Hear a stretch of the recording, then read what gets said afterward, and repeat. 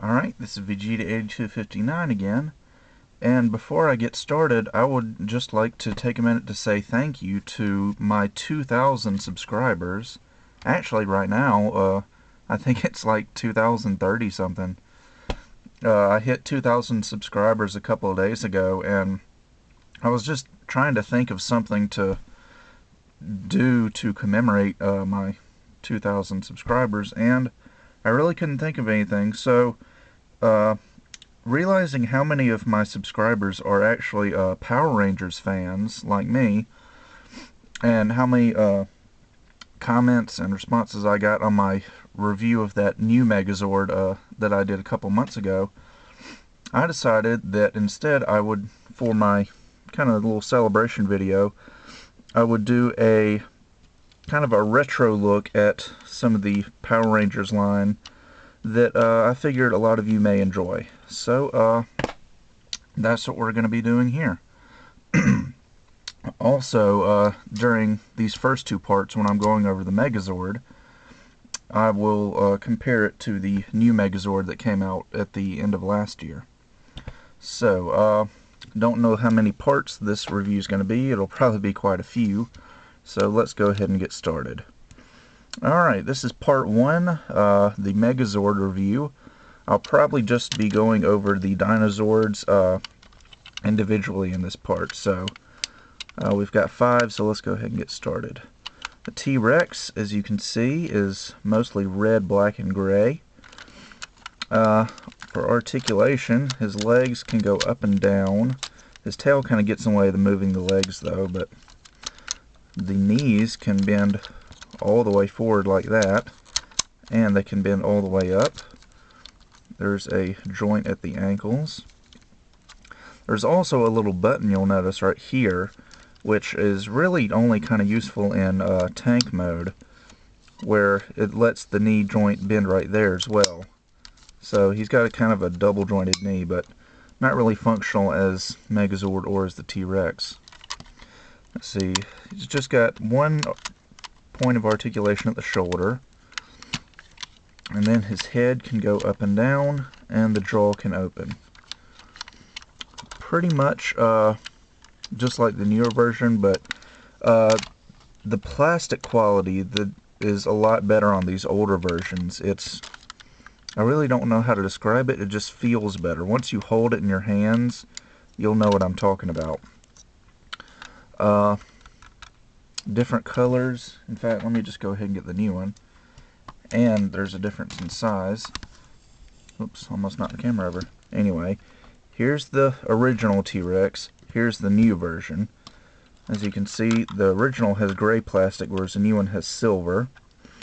The red is pretty much the same. The black is obviously the same. But definitely a size difference. And this one is made out of a different kind of plastic, and it just feels, it's not really flimsier, but it just doesn't feel quite right for some reason. I don't know. Anyway, one thing that the original version has that the new one doesn't is this joint at the tip of the tail that it bends backward, but that's really for the Megazord transformation. Anyway, moving on. Let's see, we'll do the Mastodon next. Pretty immobile as far as his body goes. I guess technically you could move his legs out, but that's really more for the transformation. His trunk does move up and down, and he's got these nice chrome tusks. So yeah, and let's see, where'd the original go? Here it is. Not the original, the new version. And just like the T-Rex, it's a little bit smaller. The head is black on the new version instead of gray, and of course you see you don't get any chrome tusks, and the trunk doesn't move. And the stickers are slightly different as well, as you can see. I'd like to point out that the stickers on the new version of the Megazord emulate the Japanese stickers that the Megazord had in the Japanese version. Anyway, so yeah, that's about it for Mastodon. Next up is the Triceratops. Very low to the ground and sturdy. It's got chrome horns, Head moves up and down.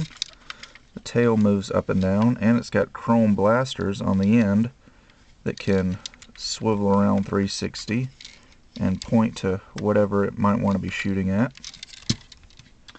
On the new version, as you can see, quite a bit smaller. Silver plastic horns, no chrome, and the blaster on the end of the tail is just molded on. It doesn't move at all. It's just one solid piece. But other than that, pretty much just a size difference. Next up, we've got the Saber-Toothed Tiger, which, not one of my favorite Rangers, but definitely one of my favorite Zords. I just think it looks really, really nice. Got chrome tusks, which can rotate. Not really sure why teeth would rotate, but really you kind of have to for the transformation. You'll see that in part 2. These wheels on the arm joints, or I guess leg joints, actually rotate on this version, whereas on the new one they don't. There's actually a tiny set of wheels on the back legs too. And the tail can go up and down. The legs can go forward and back and have a nice loud ratcheting joint. The head can go up and down as well. And here it is compared to the new version. Size difference, and you'll notice that the original Saber-Toothed Tiger Zord is a bit more of a golden yellow. It's a deeper kind of orange yellow, whereas the new version is kind of a pure yellow. Anyway, there you can see some of the sticker difference on the side. And these wheels aren't really wheels at all. They're just black plastic that are painted black.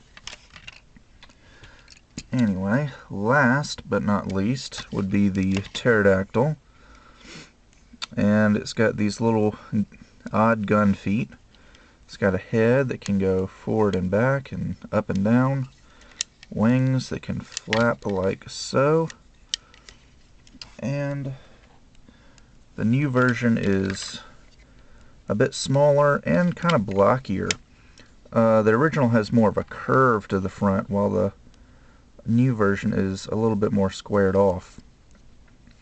But the original version has this kind of just flat sticker with the mirror kind of printed on there, whereas this one's actually got a metallic sticker.